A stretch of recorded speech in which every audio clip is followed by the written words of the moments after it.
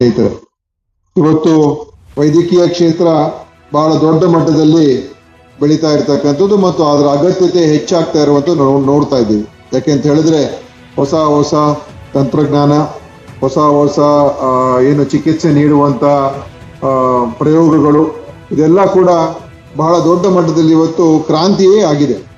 ಮತ್ತು ಇವತ್ತು ಯಾವುದೇ ಒಂದು ಕಾಯಿಲೆ ಇದ್ರೆ ಅದಕ್ಕೆ ಗುಣಪಡಿಸುವಂತ ಶಕ್ತಿ ಹೆಚ್ಚು ಕಡಿಮೆ ಇವತ್ತು ವೈದ್ಯಕೀಯ ಕ್ಷೇತ್ರಕ್ಕಿದೆ.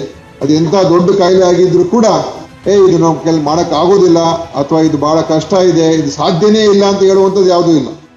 ಎಲ್ಲವನ್ನು ಕೂಡ ಸರಿಯಾದ ಸಮಯಕ್ಕೆ ಅದನ್ನ ನಾವು ಪತ್ತೆ ಹಚ್ಚಿದ್ರೆ ಎಲ್ಲವೂ ಕೂಡ ಅದನ್ನ ಚಿಕಿತ್ಸೆಯನ್ನು ನೀಡಿ ಅದನ್ನ ಸರಿಪಡಿಸುವಂತ, ಬಹುಶಃ 100% ಒಂದು 95% ಅಷ್ಟು ಇವತ್ತು ರೋಗಗಳಿಗೆ ಚಿಕಿತ್ಸೆ ನೀಡುವಂತ ಒಂದು ಸನ್ನಿವೇಶ. ಮತ್ತು ಎಲ್ಲ ರೀತಿಯ ಸಂಶೋಧನೆ ದಿನನಿತ್ಯ ಇಡೀ ವಿಶ್ವ ಮಟ್ಟದಲ್ಲಿ ಆಗ್ತಾ ಇರುವಂಥದ್ದು. ಅದೇ ರೀತಿ ಕರ್ನಾಟಕದಲ್ಲೂ ಇವತ್ತು ನಮ್ಮ ಬೆಂಗಳೂರು ನಗರ, ಕರ್ನಾಟಕ ಒಂದು ಆರೋಗ್ಯ ಕ್ಷೇತ್ರಕ್ಕೆ ಹೆಸರುವಾಸಿ ಆಗಿರುವಂಥದ್ದು ಕೂಡ ಅಷ್ಟೇ ಸಂತೋಷದ ವಿಚಾರ. ಅತ್ಯಂತ ಒಳ್ಳೊಳ್ಳೆ ಸಂಸ್ಥೆಗಳು ಇವತ್ತು ನಮ್ಮ ರಾಜ್ಯದಲ್ಲಿ, ನಮ್ಮ ನಗರದಲ್ಲಿದೆ.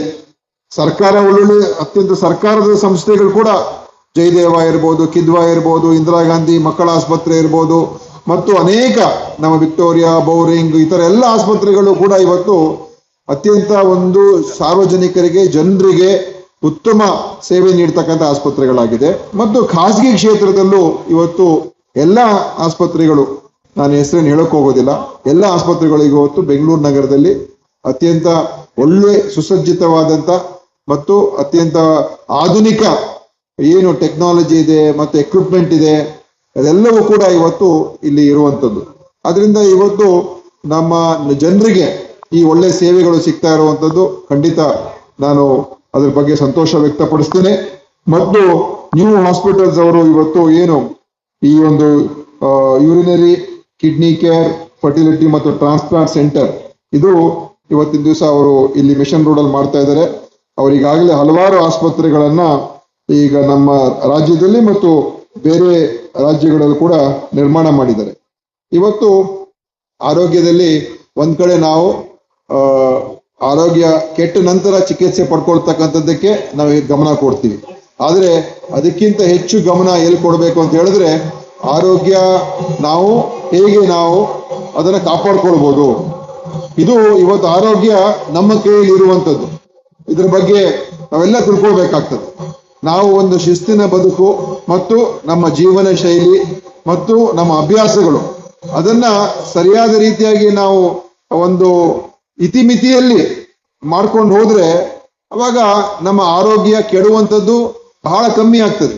ಎಷ್ಟೋ ಇವತ್ತು ಹಿಂದೆ ಎಲ್ಲ ರೋಗಗಳು ಬರ್ತಾ ಇತ್ತು, ಬೇರೆ ಬೇರೆ ಕಾಯಿಲೆಗಳು, ಸಾಂಕ್ರಾಮಿಕ ರೋಗಗಳೆಲ್ಲ ಬರ್ತಾ ಇತ್ತು. ಅವಾಗ ಏನೂ ಮಾಡಕ್ ಆಗ್ತಾ ಇರಲಿಲ್ಲ. ಆ ರೋಗಗಳು ಬಂದಾಗ ಅದನ್ನ ನಾವು ಚಿಕಿತ್ಸೆ ಪಡ್ಕೊಳ್ಳುವಂಥದ್ದು. ಆದ್ರೆ ಇವತ್ತಿರುವಂತ ರೋಗಗಳು ಬೇರೆ. ಇವತ್ತೇನು ನಮ್ಮಲ್ಲಿ ಹೃದಯಾಘಾತಗಳು ಆಗ್ತಾ ಇರುವಂಥದ್ದು, ಅಥವಾ ಕಿಡ್ನಿ ಫೇಲಿಯರ್ ಆಗ್ತಾ ಇರುವಂಥದ್ದು, ಅಥವಾ ಕ್ಯಾನ್ಸರ್ ಬರುವಂಥದ್ದು ಇರ್ಬೋದು, ಬೇರೆ ಬೇರೆ ಫ್ಯಾಟಿ ಲಿವರ್ ಡಿಸೀಸ್ ಇರ್ಬೋದು, ಇಂಥ ಎಲ್ಲ ಕಾಯಿಲೆಗಳು ಬರ್ತಾ ಇರುವಂಥದ್ದು ನಮ್ಮ ಒಂದು ನಡೆ, ನಮ್ಮ ಅಭ್ಯಾಸ, ನಮ್ಮ ಜೀವನ ಶೈಲಿ, ಇದರಿಂದ ಬರ್ತಾ ಇರುವಂಥದ್ದು. ಸೊ ಇವತ್ತು ಬಹಳ ಮುಖ್ಯವಾಗಿ ಈ ಸಾಂಕ್ರಾಮಿಕ ರೋಗಗಳಿಗೆ ಬಹುತೇಕ ಎಲ್ಲವನ್ನು ಕೂಡ ಗುಣಪಡಿಸುವಂತ ಇವತ್ತು ಎಲ್ಲ ವೈಜ್ಞಾನಿಕ ಬೆಳವಣಿಗೆ ಆಗೋಗಿದೆ. ಮೊದಲು cholera, malaria, measles, chicken pox, small pox, typhoid ಇದೆಲ್ಲ ಇತ್ತು. ಇದೆಲ್ಲ ಇವತ್ತು ನಾವು ಸುಲಭವಾಗಿ ಚಿಕಿತ್ಸೆ ಪಡ್ಕೋಬಹುದು. ಇವತ್ತು ಯಾವ ಕಾಯಿಲೆ ನಮ್ಮನ್ನ ಹೆಚ್ಚು ತೀವ್ರತೆಗೆ ಹೋಗುವಂತದ್ದಾಗ್ತಾ ಇದೆ ಅಂತ ಹೇಳಿದ್ರೆ ಈ ನಾನ್ ಕಮ್ಯುನಿಕೇಬಲ್ ಡಿಸೀಸಸ್ ಮತ್ತು ಮಾನಸಿಕ ಒಂದು ರೋಗಗಳು. ಇದು ನಮ್ಮ the way we live, the way we lead our life, that is what is creating the biggest impact now. So our health is in our hands. If you eat good food, if you exercise properly, if you lead a life which has got everything which is a balanced approach, and if we can stay away from the digital world where we are getting more and more addicted, that itself will ensure that your body is good, you are healthy, and you are able to do everything possible and you can have a very long life. ಇವತ್ತು life span ಎಲ್ಲಿವರೆಗೂ ಹೋಗಿದೆ ಅಂತ ಹೇಳಿದ್ರೆ, ಇವತ್ತು 85 ವರ್ಷ ಅಂತ ಹೇಳಿದ್ರು ಕೂಡ ಚೆನ್ನಾಗಿರ್ಬೋದು, ಏನ್ ಸಮಸ್ಯೆ ಇಲ್ಲ. 90 ವರ್ಷನೂ ಕೂಡ ಓಡಾಡ್ಕೊಂಡಿರ್ಬೋದು. ಆ ತರ ಇದೆ. ಏನಾದ್ರೂ ಹೆಚ್ಚು ಕಡಿಮೆ ಆದ್ರೆ ಅದಕ್ಕೆ ಟ್ರೀಟ್ಮೆಂಟ್ಗಳಿದೆ. ಸೊ ಈ ತರ ಇದ್ದಾಗ ನಾವು ನಮ್ಮ ಆರೋಗ್ಯ ನಾವು ಅದ್ರ ಬಗ್ಗೆ ಗಮನ ಕೊಡಬೇಕು ಅಂತ ಹೇಳಿ ನಾನು ಇನ್ನು ಹೆಚ್ಚು ಭಾಷಣ ಮಾಡಕ್ ಹೋಗಲ್ಲ. ನನಗೆ ಇನ್ನೊಂದು ಕಾರ್ಯಕ್ರಮ ಇದೆ. ನಮ್ಮ ನಿರ್ಮಲಾನಂದ ಸ್ವಾಮೀಜಿಯವರು ನನ್ನ ಕ್ಷೇತ್ರಕ್ಕೆ ಬರ್ತಾ ಇದ್ದಾರೆ. ಅದಕ್ಕೆ ಈಗ 11:15 ಅಂತ ಹೇಳಿದ್ರೆ ಈಗ ನಾನು ಸ್ವಲ್ಪ ತಡ ಆಗೋಗಿದೆ ಈಗಾಗಲೇ. ಆದ್ರಿಂದ ನಿಮ್ಮೆಲ್ಲರ ಒಂದು ಒಪ್ಪಿಗೆಯನ್ನು ಪಡ್ಕೊಂಡು ಈಗಲೇ ಹೊರಡ್ತೀನಿ. ಆದ್ರೆ ಈ ನಿಮ್ಮ ನ್ಯೂ ಹಾಸ್ಪಿಟಲ್ಸ್ ಇದಕ್ಕೆ ನನ್ನ ಹೃತ್ಪೂರ್ವಕವಾದ ಅಭಿನಂದನೆ. My congratulations to you and I hope that this will be another addition to the healthcare that we are offering in Bengaluru city and for the citizens of Bengaluru. All the best, and any support from our side, anything that you need, we are always there with you to do whatever we can to see. Namaskara.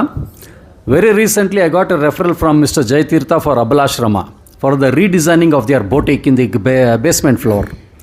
Looking at the way we design in an eco-friendly manner, they have come back to me for the redesigning even of their conference hall. So with this confidence, please connect me to any one of you all who require the design of their buildings in a very eco-friendly manner. I am S. Gurudutt of S. Gurudutt Architects and Associates. Very nice to meet you all today. Thank you.